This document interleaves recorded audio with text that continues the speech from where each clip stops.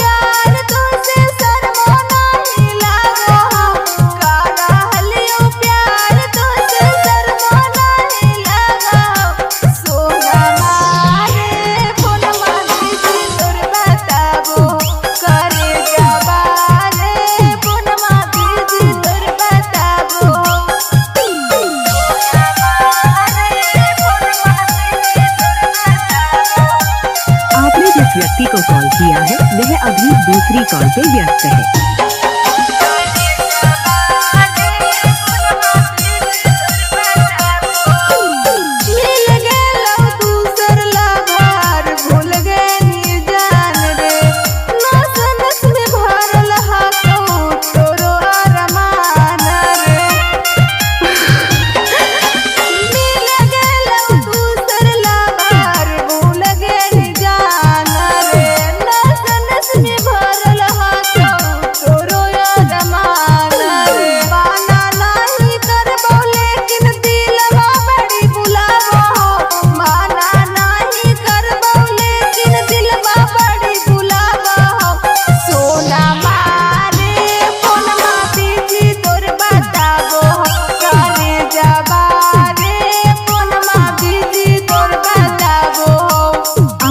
व्यक्ति को कॉल किया है वह अभी दूसरी कॉल पे व्यस्त है।